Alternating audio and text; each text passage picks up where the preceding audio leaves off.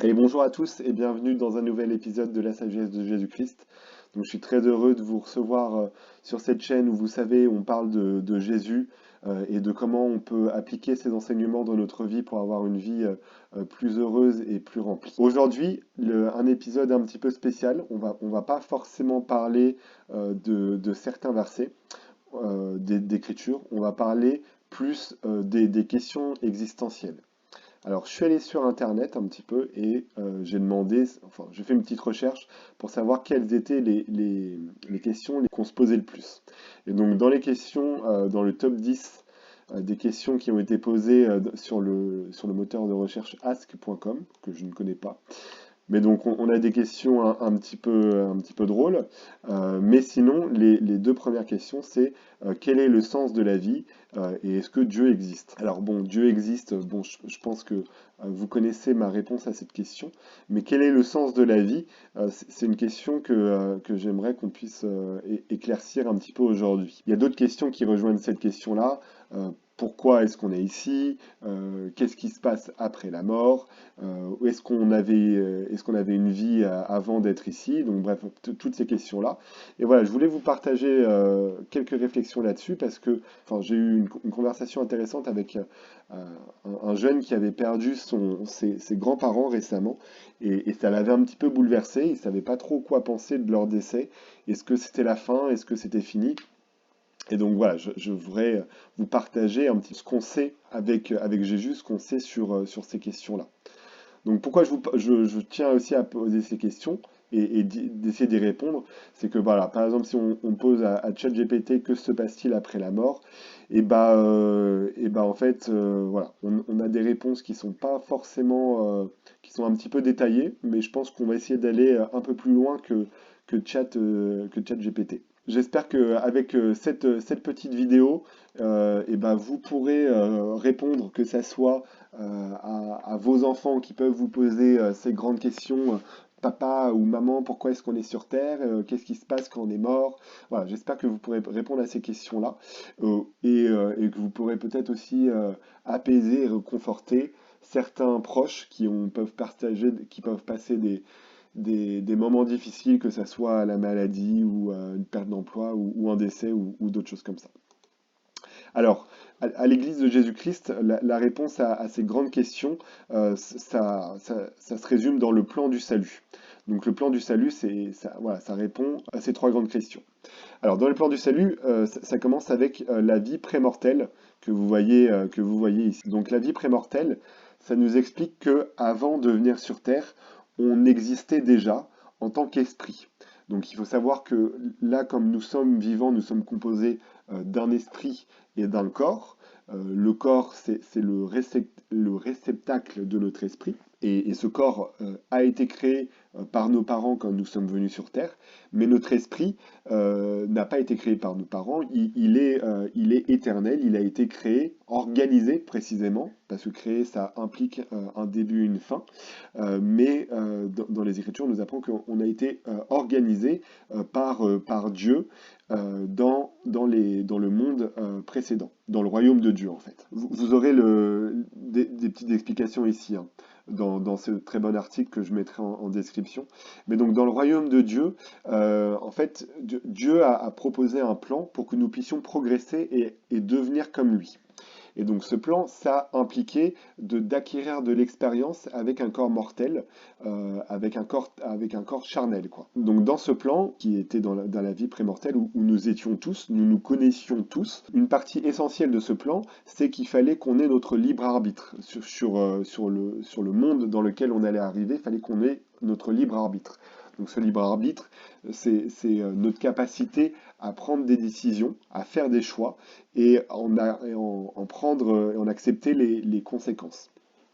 Et donc ce libre arbitre, c'est essentiel parce que ce qui intéresse notre Père Céleste, on en a déjà parlé dans certaines vidéos, mais ce qui intéresse Dieu, c'est pas qu'on fasse le bien, parce que sinon il aurait créé des robots. Ce qui intéresse Dieu, c'est qu'on puisse apprendre à faire le bien et qu'on puisse choisir de faire le bien et de faire les bons choix. C'est ça qui l'intéresse.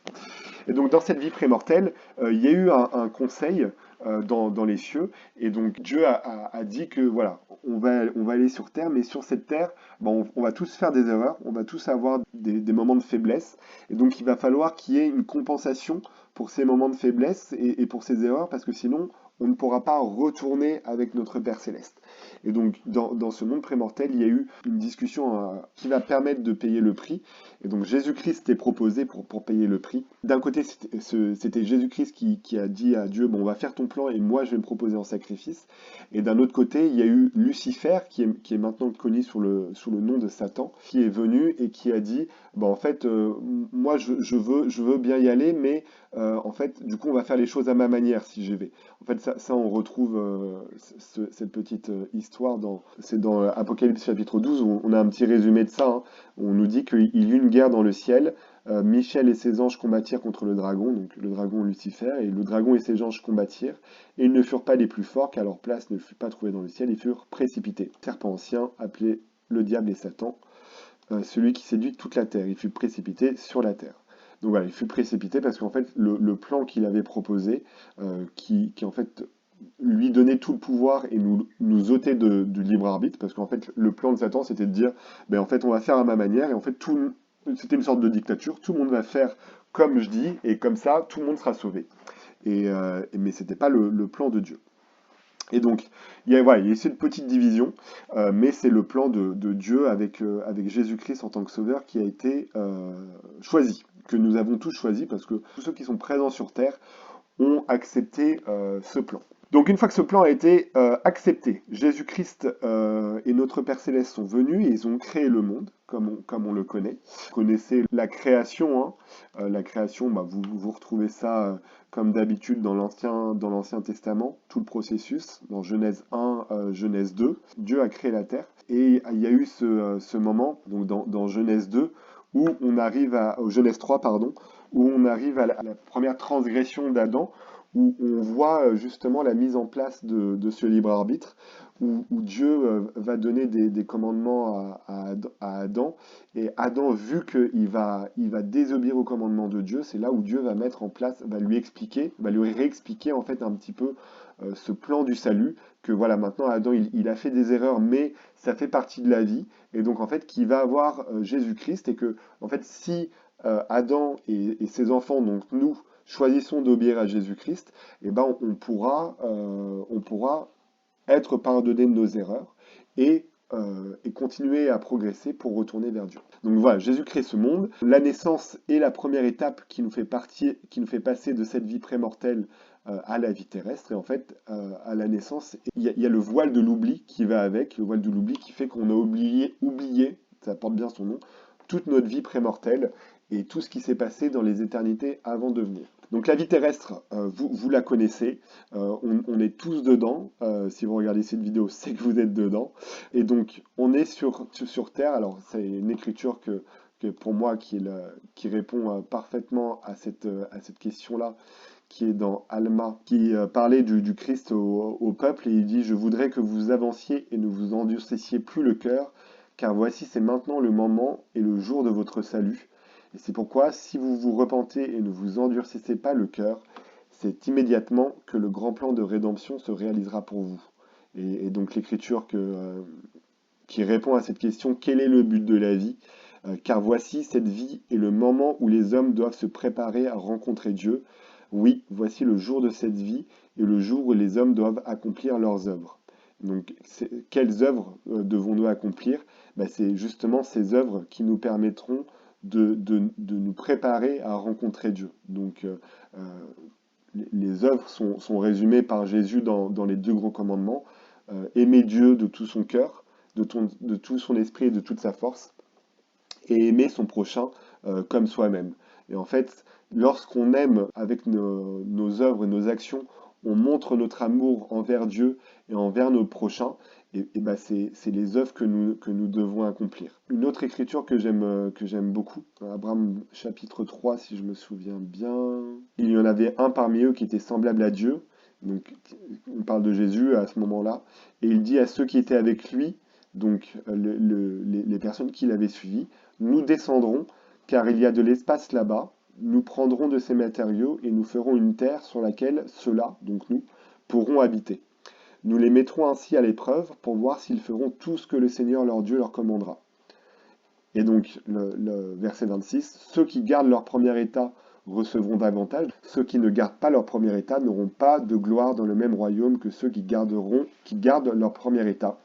Et ceux qui gardent leur second état recevront plus de gloire sur la tête pour toujours et à jamais. Second état, c'est la compilation du premier état, donc de l'état où on était juste en esprit, avec l'état où on est esprit et corps, qu'on appelle aussi l'âme.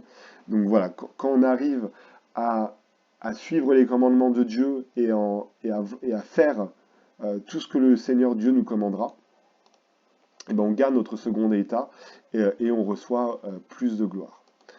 Donc évidemment, comme on l'a dit hein, dans la vie prémortelle, la vie terrestre, c'est Jésus-Christ qui est au centre parce que c'est grâce à lui qu'on peut être pardonné de nos péchés si on est obéissant et qu'on accepte Jésus-Christ en tant que sauveur et qu'on fait sa volonté.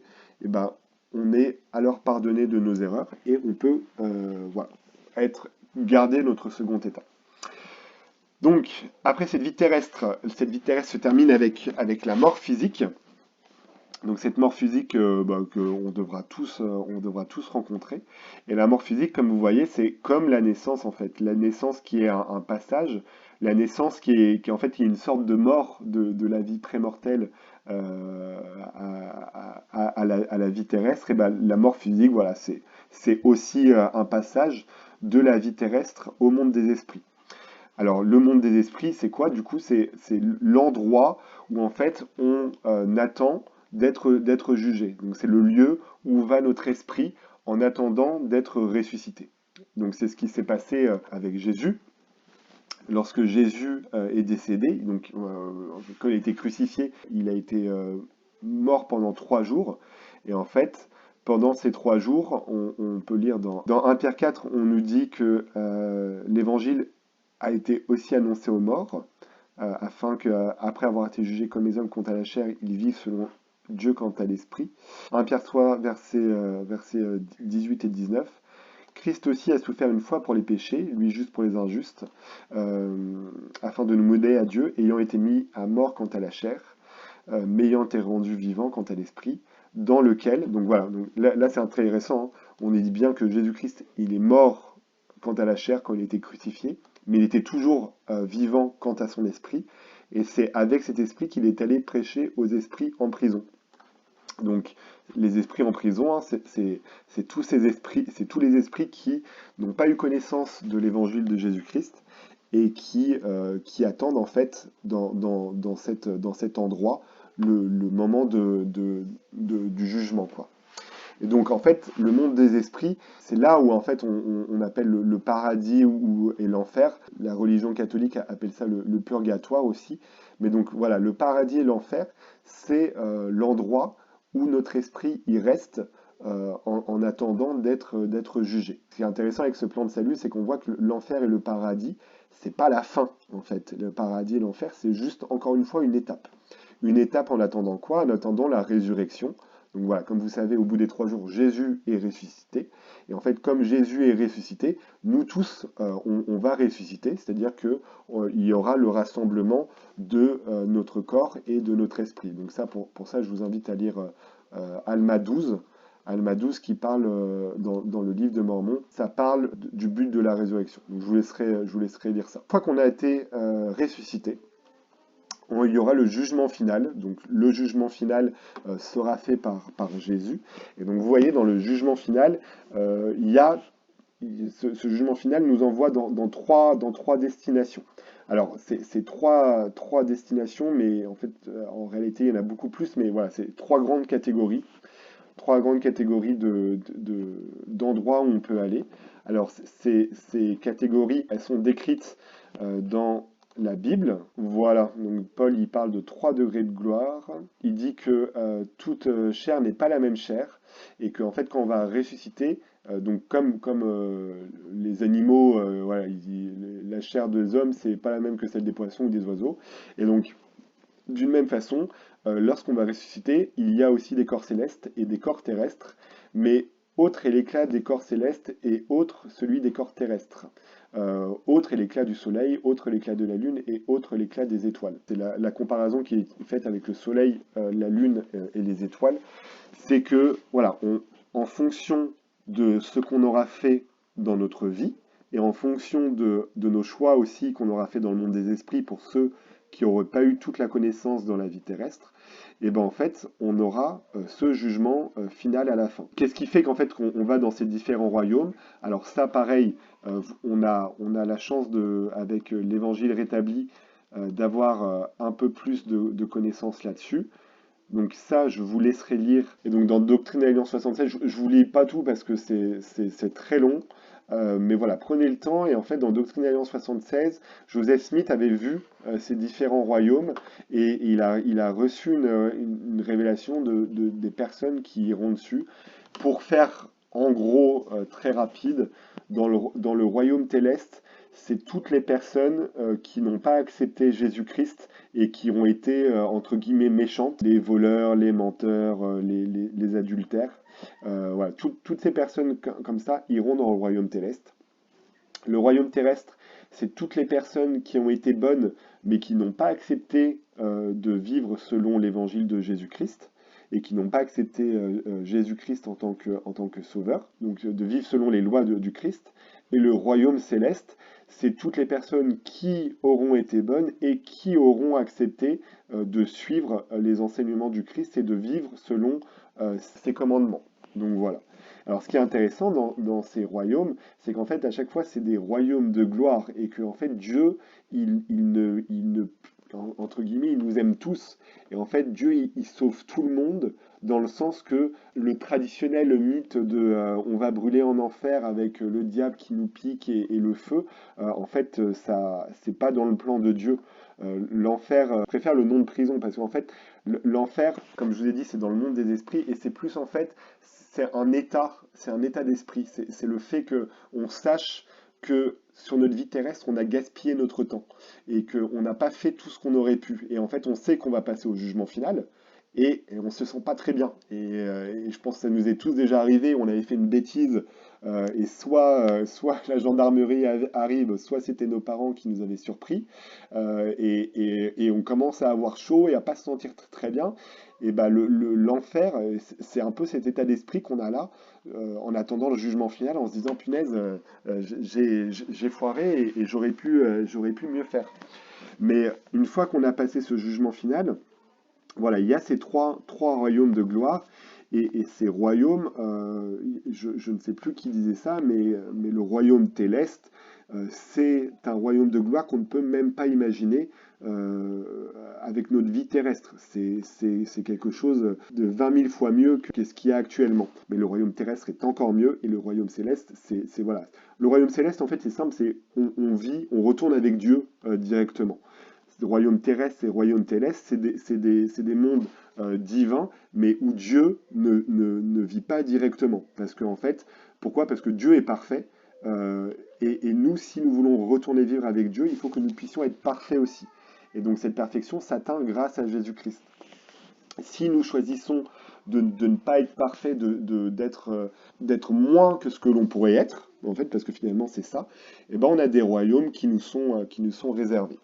Mais voilà, en tout cas, moi j'aime beaucoup ces royaumes-là parce qu'ils nous rappellent que Dieu, il nous aime tous et que en fait, on aura tous une récompense d'être venus sur cette terre parce que en fait, la vie terrestre, c'est pas quelque chose de facile et des fois, moi le premier, hein, on a tendance à critiquer les gens qui font pas les bons choix, qui sont méchants, voilà, qui font des bêtises, mais toutes les personnes qui sont actuellement sur Terre vivent quelque chose qui est très très très compliqué et ils ont quitté le cocon familial de la vie prémortelle pour venir à l'école de la vie, quoi. C'est vraiment ça.